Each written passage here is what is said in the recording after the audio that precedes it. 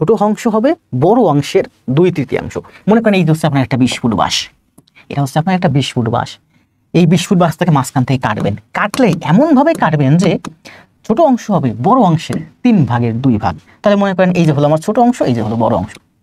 এই ছোট অংশ হচ্ছে বড় অংশের 3 ভাগের 2 ভাগ। বুঝছেন? ছোট অংশ হচ্ছে বড় অংশের 3 ভাগের 2 ভাগ। মনে করেন যে এই যে আমার বড় অংশ, এই বড় অংশ হচ্ছে 1 ভাগ 1 ভাগ 1 ভাগ, তাহলে বড় অংশ হচ্ছে আমার 3 ভাগ।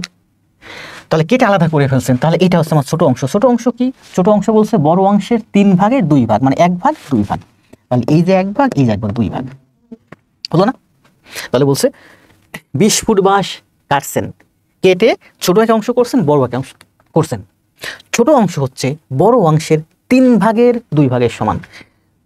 ছোট অংশ হচ্ছে বড় অংশের 3 ভাগের 2 ভাগের সমান। আবার বুঝলেন? উল্টে গেল না তো? বড় অংশের 2/3, বড় অংশের 2/3। 2/3 মানে কি? 2/3 মানে 3 ভাগের 2 ভাগ, নট 2 ভাগের 3 ভাগ, 3 ভাগের 2 ভাগ। ছোট অংশ বড় অংশের 2/3 মানে 3 ভাগের 2 ভাগ। তাহলে এই গেল আমার 1 ভাগ, এই গেল আমার 1 ভাগ, এই গেল 1 ভাগ, এই গেল আমার 1 ভাগ, এই গেল আমার 1 ভাগ। তাহলে মোট কয় ভাগ হলো? 5 ভাগ। তাহলে 20-এ 5 ভাগ করেন, 20-এ 5 ভাগ করলে 4 ভাগ। তাহলে 20 কি ছিল? ফুট। তার মানে এটা হচ্ছে 4 ফুট, এটা 4 ফুট, এটা 4 ফুট, এটা 4 ফুট, এটা 4 ফুট। কি বলছে বলেন? ছোট অংশের দৈর্ঘ্য কত ফুট? তাহলে ছোট অংশের দৈর্ঘ্য কত ফুট? 8 ফুট। অঙ্ক শেষ। সরি স্যার, লেট হয়ে গেল। বিকাশ কুমার, তাই না? এই অঙ্ক কিন্তু আমি করাইছি, অনুপাত সমানুপাত আরো করাইছি। ছোট অংশ, তাহলে এটা কিন্তু আমাদের অঙ্ক কিন্তু শেষ। ওকে, আমরা এটা আলাদা নিব না, আমরা পরীক্ষা হলে বোঝার সুবিধাতে আমরা শুধু এইভাবে নিতে পারি। ঠিক আছে, এভাবে নিব না, জাস্ট বোঝার জন্য। বড় অংশ ছোট অংশ, বড় অংশের 3 ভাগের 2 ভাগ হচ্ছে ছোট অংশ। মানে এটা যদি 1 ভাগ হয়, এটা যদি 1 ভাগ হয়, এটা যদি 1 ভাগ হয়, বড় অংশ হচ্ছে আমার 3 ভাগ, তাহলে ছোট অংশ হচ্ছে আমার 2 ভাগ। তাহলে টোটাল হচ্ছে আমার 5 ভাগ। 5 ভাগ সমান সমান হচ্ছে আমার 20 ফুট। তাহলে 5 দিয়ে ভাগ করেন, 1 ভাগ সমান সমান 4, তাহলে 2 ভাগ সমান সমান হচ্ছে 8 ফুট। শেষ।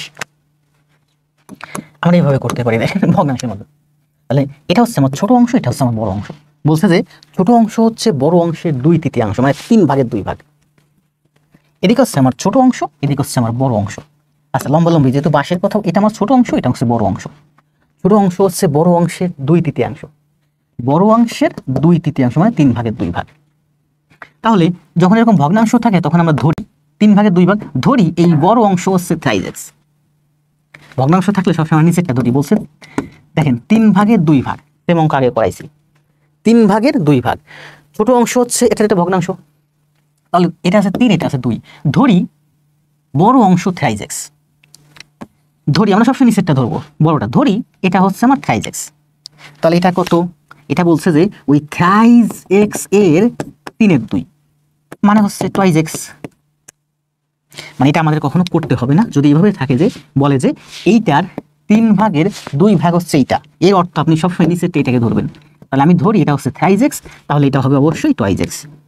এই 3x আর 2x মানে হচ্ছে 5x, এই 5x মানে হচ্ছে 20 ফুট।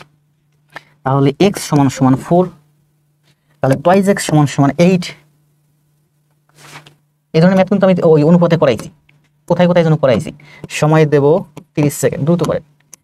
সেম, আমার কাছে কোনো ফিল্টিল নাই, আমার কাছে আসবেন তো না 1.5-2 ঘন্টা টানা ম্যাথ করবেন, খাতা কলম নিয়ে বলবেন, ধুমাইয়া চলতে থাকবে ম্যাথ। 20-25টা ম্যাথ একটা ক্লাসে করবেন, 20-25টা ম্যাথ ক্লাস করবেন, দেখবেন করেন। একটু বুঝাইছি কিন্তু এই ম্যাথ, আমি আবার বলি এই ধরনের ম্যাথ কিন্তু আমি অনুপাত সমানুপাতের মধ্যে অনেক বুঝাইছি।